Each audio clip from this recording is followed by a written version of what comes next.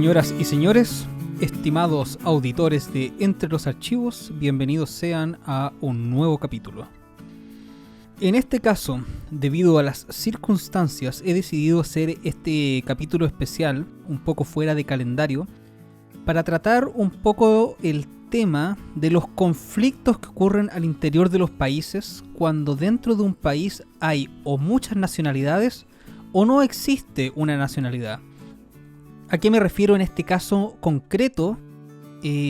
A lo que podría entenderse quizás como una de las bases, por lo menos la que puedo aportar yo desde mi área de expertise, al conflicto que existe entre el Estado de Chile y la nación mapuche.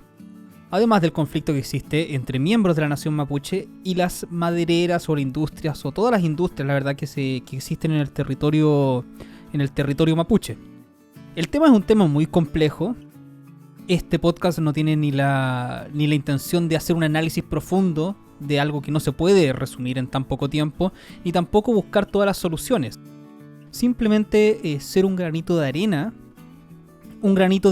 que puedo aportar yo desde mi área de expertise. Si hay una cosa que es importante para las relaciones humanas y también para las relaciones de grupos, es el lenguaje. Y en este caso, el lenguaje son palabras. Las palabras tienen definiciones y tienen significados. Es muy importante, cuando uno habla sobre conceptos y sobre ideas, definir qué significa cada concepto y cada idea. ¿Por qué digo esto? Yo siento, personalmente hablando, que la mayoría de este tipo de problemas, sobre todo en política, porque en política se suele hacer mucho esto, ocurren principalmente porque la gente le cambia el significado a las palabras y a los conceptos. Por lo tanto, no hay acuerdo entre las partes. Si para una persona A significa C y para la otra A significa D, uno va a estar pidiendo A pero se va a significar D, mientras que el otro entiende que pide A pero está de verdad esperando que sea C. No, así no se puede. Las palabras tienen un significado y ese significado hay que respetarlo. Eso es lo que he tratado de hacer en este podcast. He tratado de dar definiciones de conceptos que son muy importantes en las ciencias políticas para poder aplicar y entender esos conceptos. No pueden haber entendimientos ni acuerdos entre personas si no están los dos hablando de exactamente lo mismo. Por lo tanto, el significado de las palabras debe ser el mismo para ambos. Y esto como consejo personal. Siempre que una persona en un discurso político argumente diciendo para mí esto significa esto otro, para mí esto es así, con ese para mí esto es, o sea, interpretando la palabra como él quiere interpretarla a gusto y conveniencia, ese argumento no es válido. Los conceptos son lo que son. Una cosa es abuso, si es que es abuso. Una cosa es terrorismo, si es que es terrorismo. Una cosa es expropiación, si es que es expropiación. Una cosa es, sea lo que sea, si es que cumple las características que hacen ese concepto. Para partir hablando de este tema, entonces, es importante recordar y saber lo que es una nación o lo que es un pueblo. Obviamente no me queda más que recomendarles el capítulo introductorio de este podcast, capítulo número 3, sobre estados, países y naciones, donde explico esto de manera más detallada y más amplia. Pero bueno, como resumen, ¿qué es una nación? Para entender, en este caso, nación y pueblo son el mismo concepto, y por lo tanto se puede usar para referirse, por ejemplo, hacia el pueblo mapuche como pueblo mapuche o como nación mapuche, o hacia Chile, si es que existe una nación chilena, como pueblo chileno o como nación chilena. El conflicto entre el pueblo mapuche y el Estado de Chile se da por múltiples razones. Yo me voy a enfocar en una arista de esa razón, y es de tratar de determinar si es que el pueblo mapuche o la nación mapuche son parte o no del pueblo o de la nación chilena. De partida, ¿existe, y es de ahí el nombre de este capítulo, una nación chilena? Chile sí es un país. Es un país porque tiene los elementos que constituyen un país, que es un territorio determinado, una nación, luego nos detendremos en eso, y la capacidad de autodeterminarse, es decir, que ninguna nación extranjera nos dice qué hacer y cómo hacer. Soberanía, ese es el nombre de ese concepto. Además es una nación porque se cumple el segundo requisito, que es que la comunidad internacional reconozca a Chile como un país. Y así es también. Chile está sentado en la Organización de las Naciones Unidas, salen los mapas de todo el mundo, es decir que es un actor del escenario internacional como cualquier otro, tiene los mismos derechos y privilegios que existen en el escenario internacional, es decir que nadie puede negar que Chile no sea un país. Pero como dijimos, los países están compuestos de 3 elementos: de un territorio, que lo tenemos, aunque existan conflictos todavía muy pequeños por algunos elementos del territorio con nuestros vecinos.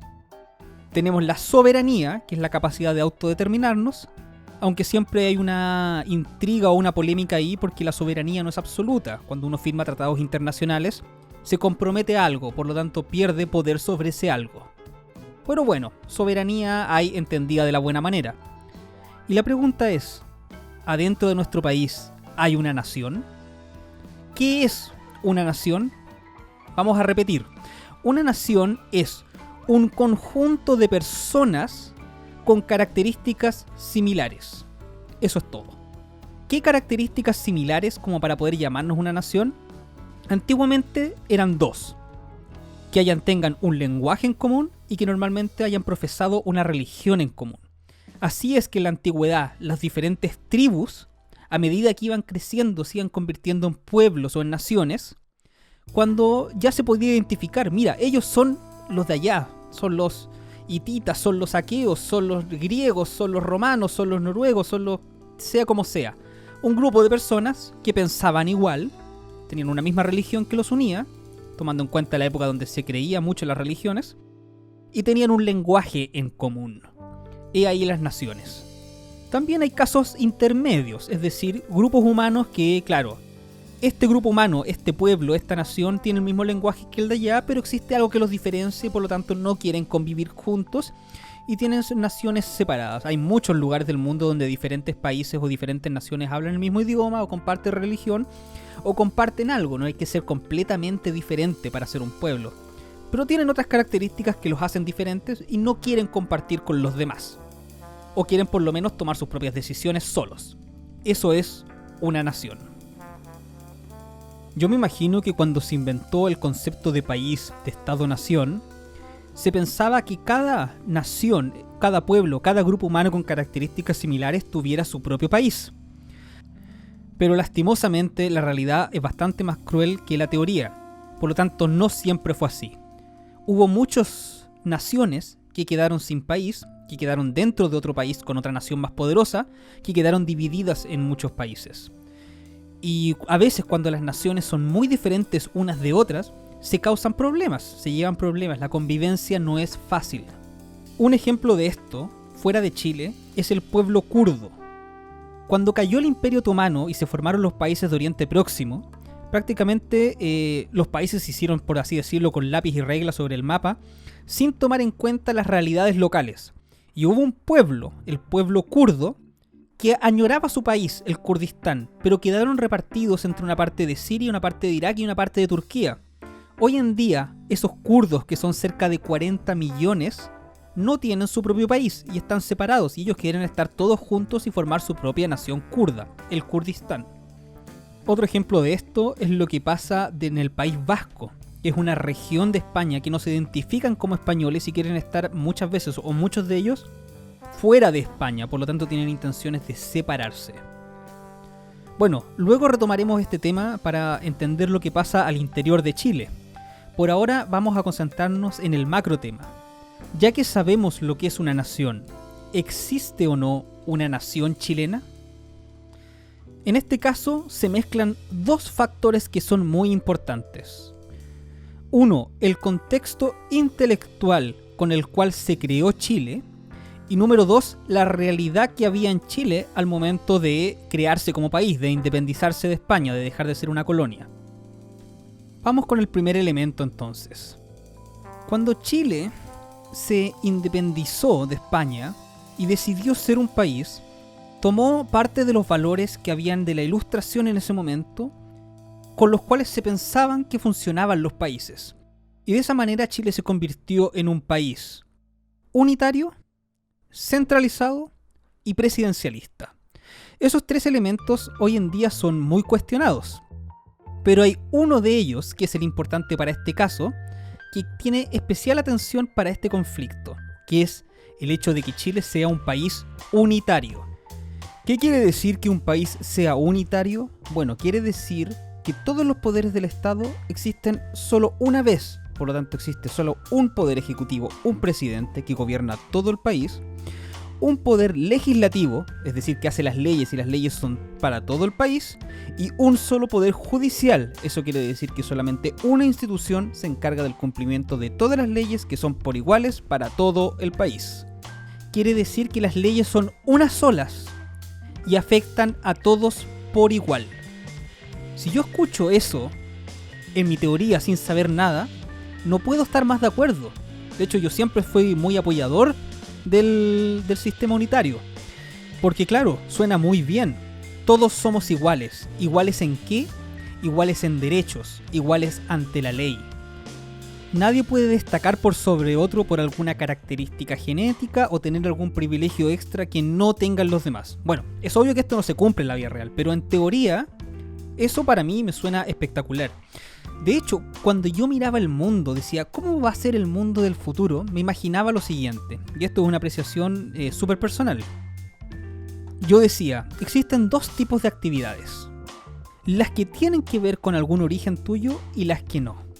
Por ejemplo, si yo quiero ser karateca y no tengo nada de japonés, nada de eso, ¿puedo llegar a ser karateca? ¿A ser uno más de ellos que me consideren igual entre sus pares? Pues sí.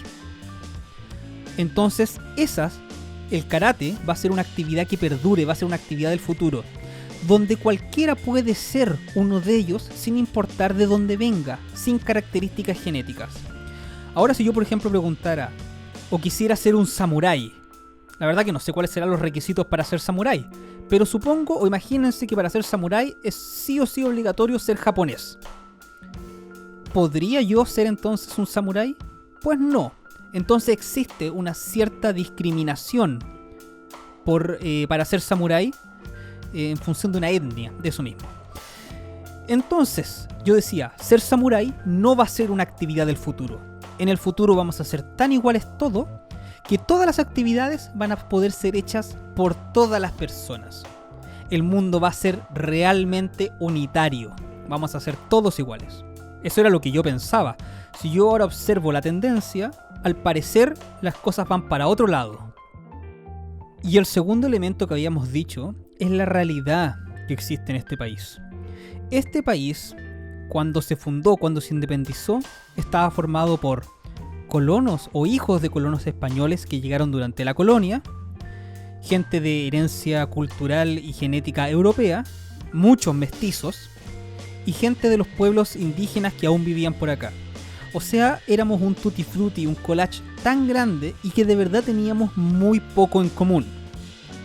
La gente que estudia cómo hacer que un país funcione, cómo hacer que una nación sea poderosa, saben que un elemento importante es la cohesión social, la unidad nacional, la existencia de una sola nación. Es por eso que algunos políticos con más ímpetu y otros con menos han intentado que exista una nación chilena, es decir, fomentar y potenciar elementos que nos unan y nos transformen en un solo grupo humano cohesionado. En la práctica, esto no se ha desarrollado muy bien, no ha sido muy fácil, porque ha habido muy poca mezcla entre los diferentes grupos. Algunos tienen la intención de mantenerse separados, ya sea por cosas económicas, que pobres no se junten con ricos, o quizás también por problemas étnicos. Y lo otro que ha sucedido también es que ha llegado mucha población migrante a este país. Este país ha tenido mucha ola de inmigrantes de Europa y ahora de América. Y por lo tanto, cada día somos más una mezcla no uniforme. Entonces no se está logrando generar la idea de nación. Bueno, es así que históricamente estas dos fuerzas han competido. la fuerza de la unificación y la fuerza de la diferenciación. Algunos siempre quieren ser diferentes, no sentirse parte de. Pero algunos elementos en común hemos desarrollado como nación. Ojo que acá no quiere decir que una nación sean todos exactamente iguales en todo sentido, pero simplemente basta con que tengan elementos en común, normalmente relacionados con la cultura y con el lenguaje. Y el lenguaje, bueno, yo personalmente creo que el lenguaje chileno sí es único. Existe un español chileno. Ya por lo menos tenemos un elemento. Aunque claro, no se habla exactamente igual de norte a sur, pero sí es chileno, no se parece a ninguno otro fuera de Chile. Y así cabe preguntarse, pregúntense ustedes, ¿qué otro elemento hay que nos diferencie como chilenos? Bueno, están esos videos donde un chileno en el extranjero grita ¿hay algún chileno acá? Y otro responde, pero puros garabatos de vuelta. Eso es típico chileno. Ahí está, el típico chileno. Todos esos elementos que son típicos de los chilenos, que son clásicos de nuestra idiosincrasia, son los que nos convierten en una nación, son los que de cierta manera nos une.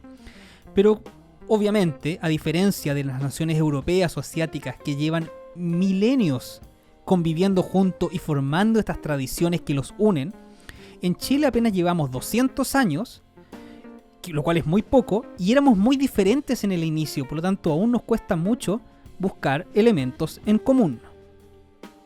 Tal como lo dijimos, algunos líderes han tratado de buscar elementos unificadores. Y como se ha hecho durante mucho tiempo y en muchos lugares del mundo, estos símbolos son de carácter cultural, nacional, patriota. ¿Qué quiere decir esto? Que a través de la bandera, a través del himno nacional, a través de ciertas tradiciones y culturas, se intenta unir a todas las personas, que todas las personas tengan eso en común. Que las personas sientan esa bandera que no es más que un trapo. Si para qué mentirlo, si la bandera no es más que un género. Pero lo importante es lo que representa. Representa la unidad de la cual todos queremos ser parte de nuestra nación, nuestro país. Es como esas personas que pegan en su auto una calcomanía de su equipo de fútbol. Eso no es más que un plástico. Pero lo importante es lo que representa. Bueno, y es así. Esto se hace en todo el mundo, prácticamente todos los países del mundo intentan buscar y tienen símbolos patrios, símbolos nacionales con tal de que toda la gente se sienta identificado con ellos. Pero bueno, además de eso, como yo dije, durante mucho tiempo líderes y políticos han intentado inculcar una cultura nacional única, de la cual todos, absolutamente todos, nos sintamos identificados. Pero lo han hecho, y a mi gusto erróneamente, a través del imponer la cultura criolla guasa como la cultura nacional única. Para mí, desde mi punto de vista personal, no me gusta mucho dar mi opinión personal, pero creo que viene al caso en esta vez, un craso error. Al decir que los juegos tradicionales y que la cueca y que la cultura guasa es la cultura de Chile, de alguna manera siento yo que se está fallando y que no se está entendiendo que este Chile que se está recién formando tiene otros valores. Lamentablemente no tenemos valores tradicionales medievales, ni samurái, ni ninguna de esas cosas que son tan bonitas para algunas culturas. Chile es un país nuevo y por lo tanto nuestras tradiciones y culturas son nuevas. La cultura guasa, la cultura del rodeo, la cultura del palo encebado, la cultura de la cueca, aunque sí, mucha gente baila cueca, el 18 de septiembre realmente se celebra en Chile. Es una fiesta pero increíblemente multitudinaria. Pero aún así son otros elementos los que nos unen, los que nos definen. ¿Qué hacen los chilenos? Los chilenos ven fútbol, los chilenos juegan PlayStation, los chilenos hacen boxeo. ¿Qué es lo que hacen los chilenos? Bueno, tal como lo dijimos, y antes de entrar en el caso mapuche, hay que decir que efectivamente en estas naciones, y pasa para toda América Latina sobre todo, que son muy nuevas en el sentido de que son coloniales y existen como países independientes recién hace 200 años, existe esta pugna cultural entre buscar elementos que nos unen o potenciar nuestras diferencias, porque la mayoría de los países son muy diferentes, tienen grupos étnicos diferentes, tienen culturas migratorias diferentes. El tema de los migrantes, por ejemplo, es un tema muy importante que abordar. Yo personalmente, y tengo que decir mi opinión personal, soy muy pro migrante. Creo que las culturas se enriquecen mucho cuando la población migrante nueva llega a un país. Pero, tengo que decirlo de esta manera, los migrantes no se pueden aislar, tienen que ser parte de la nueva nación, de nuestra nación. Y por lo tanto, si es que ellos vienen a vivir a Chile, tienen que aceptar y respetar las reglas que se viven en Chile. O sea, tienen que ser parte de la nación chilena. Creo que en este caso Estados Unidos lo hace muy bien. Aunque últimamente el gobierno Trump es muy antimigrante, Estados Unidos es un país que se formó con migrantes. Y los migrantes, cuando llegan a Estados Unidos, se meten al ejército y cuelgan la bandera norteamericana fuera de su casa. Eso quiere decir que están declarando públicamente: yo vengo de afuera, yo tengo mis tradiciones y mi cultura, pero soy uno de ustedes ahora. Por lo tanto, quiero participar en su sociedad, quiero ser uno de ustedes. Bueno, ¿hasta qué punto ser uno de ustedes hace perder las tradiciones propias y que no? Eso es conversable, pero lo importante es la intención de querer participar y ser parte de una nación, de un grupo. Es como cuando alguien, no sé, se une a bomberos, por ejemplo. Yo no soy bombero, me uno a bombero. ¿Eso qué quiere decir? Me va a seguir gustando la comida que a mí me gusta, voy a seguir tocando piano, voy a seguir siendo yo. Pero además, soy bombero. Y hago lo que tengo que hacer siendo bombero, respeto sus tradiciones, me aprendo sus canciones y lucho con ellos apagando el fuego. O sea, soy parte de ellos, no necesariamente perder mi identidad, pero ahora soy parte de algo nuevo. Y eso algo nuevo, para el caso de Chile, es la nación chilena. Todo este grupo de personas que se juntan en una sociedad a construir un país, a construir una nación. Bueno, pero más allá de los migrantes, otro problema que tiene Chile para transformarse en una nación única, y es ahí donde nace este conflicto, es que antes de la llegada de los españoles, efectivamente, en Chile había personas viviendo. Había varios grupos étnicos diferentes, diaguitas, changos, mapuches y muchos otros, que tenían sus tradiciones y su manera de vivir. Hubo algunos que fueron más fáciles de colonizar por los españoles porque eran más dóciles y menos violentos, pero el pueblo mapuche no. El pueblo mapuche resistió y luchó contra la corona española durante mucho tiempo. Luego, cuando Chile se independizó, siguieron estando independientes. Fue solamente hasta el final de la Guerra del Pacífico donde el ejército chileno pudo finalmente marchar y unificar el territorio nacional, finalmente conquistando para el Estado de Chile las tierras del pueblo mapuche. Si fue bueno esto o no, es todo un debate muy amplio que quizás podría tratar en otro momento. Pero la cosa es que la historia fue así. El pueblo chileno aplastó en guerra, porque fue una guerra, hubo balazos y muertes, al pueblo mapuche y conquistó sus tierras. A partir de ese momento, los mapuches pasaron a ser parte del Estado de Chile. Y por lo tanto, entre comillas, empezaron a ser ciudadanos de la República y tenían que tener sus derechos y sus deberes. Y bueno, ahí empezó el conflicto nuevamente, porque claro, en una primera instancia el Estado chileno fue muy racista con el pueblo mapuche. El blanco, europeo, civilizado, universitario, con un monóculo en el ojo y un sombrero de copa, no se consideraba igual que la población indígena de Arauco. Para él no era lo mismo, entonces efectivamente se le dio un trato muy despreciable. Yo personalmente creo que el tiempo ha cambiado y aunque yo no me puedo meter en las conciencias de las personas y por lo tanto hay personas que pueden mantener ese racismo o esa visión del pueblo mapuche, en general estamos en el momento para que no haya más racismo y tratemos, y es ahí el punto de esto, a los mapuches o a cualquier otro pueblo originario de igual a igual. Y es ahí la pregunta, ¿somos iguales nuevamente o somos diferentes? El conflicto que tienen los estados, y nuevamente recomiendo escuchar el capítulo de mi podcast sobre estados, países y naciones, que dentro de un país haya muchos estados no es nuevo, pasa en muchos lugares como lo dijimos. Por lo tanto, no es fácil salir de esto. Algunos países lo han logrado de mejor manera. Muchos países hasta el día de hoy tienen prácticamente guerras civiles porque los grupos a su interior, o sea, diferentes naciones, en este caso la nación descendiente de los españoles, el Chile europeizado, mestizo, está en conflicto con un pueblo originario y en muchos lugares esas conciliaciones o diferencias son muy grandes que no se pueden nunca unificar y en otros lados se han podido llegar a acuerdos para transformar al país efectivamente en un lugar mejor para ambos grupos. Bueno, ¿a qué se debe en parte, o por lo menos la parte que puedo tratar yo, el conflicto entre el Estado de Chile y el pueblo mapuche? Se debe principalmente a un problema de tierras. Porque una cosa es que el pueblo mapuche viva bajo la soberanía de Chile y otra cosa diferente es que el Estado de Chile haya usurpado las tierras de ellos. ¿Para qué? Para hacerlas producir. ¿Por qué pasa esto? Tampoco es porque sí, es pura maldad. Lo que pasa es que el Estado de Chile, y yo siento que pasa hasta el día de hoy, lo cual es un craso error, vivió bajo la metodología geográfica de pensamiento determinista. Determinista quiere decir que no está determinado por los factores naturales y que por lo tanto la tierra es un factor de riqueza, de crecimiento. La tierra hay que usarla para que dé frutos. Por lo tanto, los países eran más ricos o más pobres, tanto para su desarrollo interno como para su competencia externa, siempre y cuando generaran riquezas. ¿Y riquezas a partir de qué? Pues del uso de la tierra. Es de ahí que la tierra había que sacarle provecho. Al norte la minería, la fruticultura, la ganadería, la industria forestal, la industria pesquera, toda la industria extractivista que hoy en día siento yo que es el karma pesado de Chile. Bueno, en esa época, hace 100 años atrás, hace 50 años atrás, no se sabía de la revolución tecnológica que venía. Hoy en día la riqueza está en el desarrollo científico, en el desarrollo tecnológico, en la mente, no en el suelo. Pero en esa época se pensaba que era el suelo el que daba riqueza y bienestar.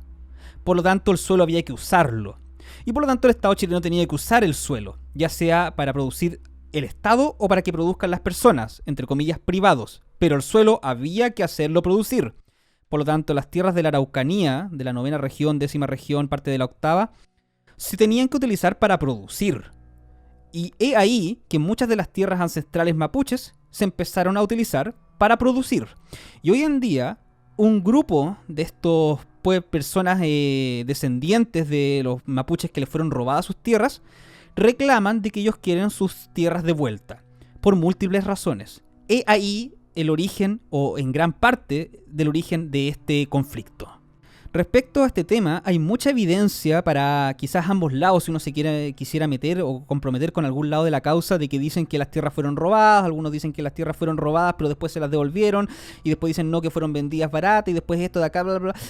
Hay mucha evidencia, pero realmente eso no contribuye en nada en la búsqueda de una solución.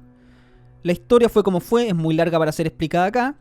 Lo importante es saber hacia dónde va a ir esto y qué significa este conflicto. Entre las partes que están involucradas en este conflicto, que serían por arriba el Estado de Chile y más abajo el pueblo mapuche y quizás las empresas de la industria forestal, o sea, cuáles sean las empresas que están en la zona, yo no puedo saber quién podría salir ganador de este conflicto, pero sí lo que puedo decir es quién no puede bajo ninguna circunstancia perder. Y ese es el Estado. Nuevamente esto, como opinión personal. El Estado es la base, es el barco que nos sustenta. El destruir un Estado es siempre peor y mal para todos. Por lo tanto, independientemente que gane cualquiera de las otras dos partes, el que no puede perder y no puede ser destruido, venido en menos ni nada así, es el Estado de derecho, la democracia, el contrato social. Todos esos conceptos tienen que prevalecer. Así que cualquier solución que signifique la destrucción de uno de los elementos antes mencionados no es buena.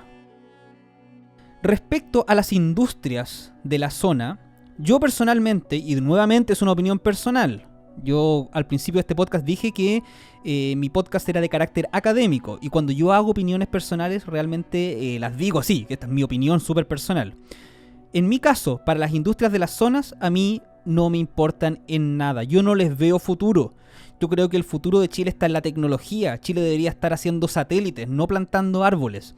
Por lo tanto, para mí, hay que buscar otro motor de desarrollo, y los empresarios que están en esa zona, habría que buscar la manera de que se puedan ir de esa zona, si es que se puede, e introducirlos en otros ámbitos de desarrollo que sí son mejores para el país y para la nación.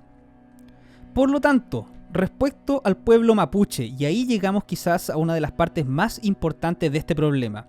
Como yo dije anteriormente, el problema... todos tienen parte culpa, ¿sí? Los conflictos están porque todas las partes tienen culpa. Para mi gusto, la culpa de los empresarios es que efectivamente están haciendo en una zona una industria que para mí ya no tiene sentido en el siglo XXI. El Estado chileno sabe que las industrias que están ahí no son exactamente el mejor motor de desarrollo para el país, pero aún así generan riqueza. Por lo tanto, además, como en Chile, recuerden que como somos un país unitario, todos tienen derechos, y los dueños de la propiedad también tienen derechos de dueño. Por lo tanto, el Estado no puede expropiar así como así, Es un cacho para ellos tener que hacerlo. Hay que pagar mucho, hay que ir a juicio. Por lo tanto, el Estado simplemente, y ahí está el error del Estado, prefiere desentenderse del tema. Dejar el status quo, que las cosas circulen como sean, y cuando haya casos de terrorismo aislado, casos de crimen aislado, enfocarse en eso y no ver el problema en su macro situación, en su macro imagen. Bueno, como lo dije, todos los actores del conflicto tienen culpa en parte de los conflictos. O sea, no, esa visión de que las cosas son blancas y negras y justo lo que yo pienso es blanco y todos los demás están equivocados, no es así. Las cosas son bastante más difíciles que esa y todos pueden tener culpa de algún lado u otro. Ya dijimos el problema que ha tenido el Estado, el problema que ha tenido los empresarios. Además hay que sumar al Estado, que muchas veces reacciona de manera muy violenta. Eso puede estar en tela de juicio, porque efectivamente es el Estado el único capaz de ejercer la fuerza. Es una de sus atribuciones. Si es que fue desmedida o no, claro, ahí está el problema. Pero bueno, independientemente de eso, ¿qué problemas entonces o qué mala gestión ha hecho el pueblo mapuche también para no conseguir sus objetivos políticos? Y esto, lo repito, es una propuesta o opinión mía que lo más seguro que nadie la escuche y nadie la use, pero siento yo, en base a lo que he leído en los últimos tiempos respecto al tema, que podrían ser las maneras en las que se llegue quizás a una solución mejor. Siempre y cuando, ojo, todas las partes estén dispuestas a conversar. Si es que el pueblo mapuche, entendiendo pueblo, nación, acuérdense, grupo de personas con elementos que los unen, entre ellos lenguaje, etcétera, cosas así, quiere conversar con el Estado chileno y el Estado chileno no está dispuesto, tampoco se soluciona nada. Ambas partes tienen que estar dispuestas a conversar y ambas partes, lo más importante, deben llegar con una propuesta. Si eso es lo más importante en una negociación. A ver, ya. Por lo tanto, ¿qué es lo que tiene que hacer? Siento yo, quizás se me escapen muchas cosas, de nuevo, una opinión súper personal. Siento yo que debería ser el pueblo mapuche para solucionar esto. Número uno, y la parte más importante y quizás más complicada de esto: definir quiénes son o quiénes no son mapuches. Normalmente los grupos que hacen petitorios son grupos pequeños y hablan en función de todos. Yo he visto muchos videos donde mapuches se contradicen unos con otros porque no están de acuerdo. Algunos dicen sí queremos este camino, y otros dicen no queremos este camino. ¿Quiénes son los mapuches? ¿Dónde viven mapuches? Yo sé que hay mapuches en Santiago, por ejemplo, en la zona central de Chile hay mucha gente con ascendencia mapuche. Los apellidos mapuches están en todos lados. Hay carabineros con apellidos mapuche, hay militares con apellidos mapuches.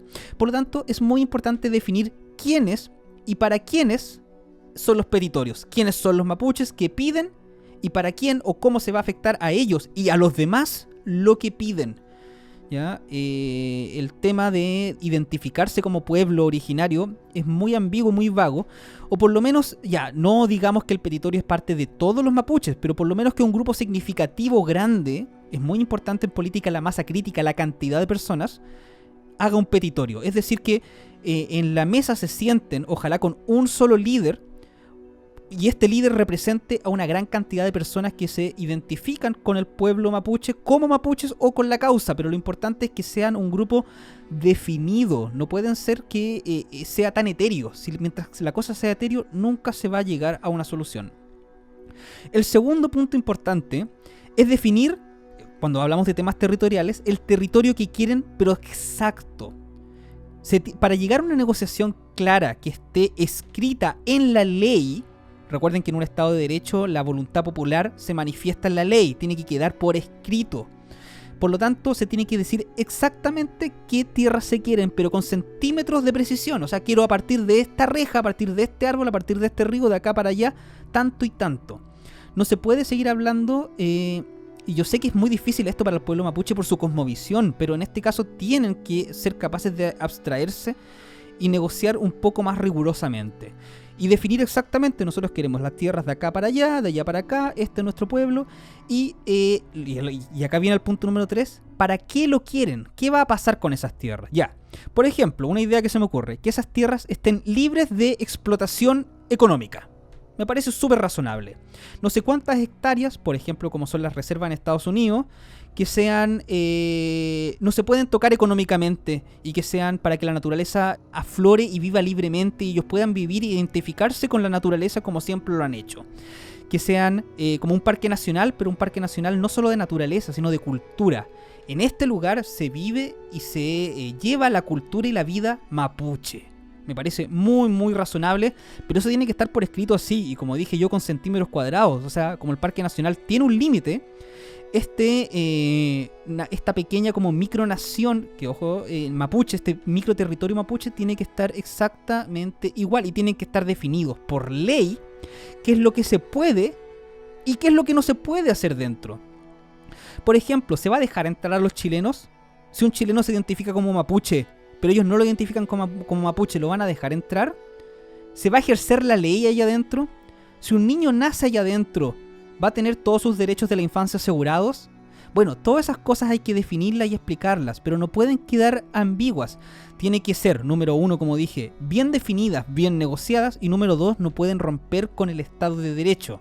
O sea, es decir, que tienen que respetarse los derechos humanos, tienen que respetarse la ley, tienen que respetarse a grandes rasgos los tribunales, aunque existen casos donde existen leyes medianamente diferentes cuando son casos de pueblos ancestrales, que ellos pueden aplicar su ley.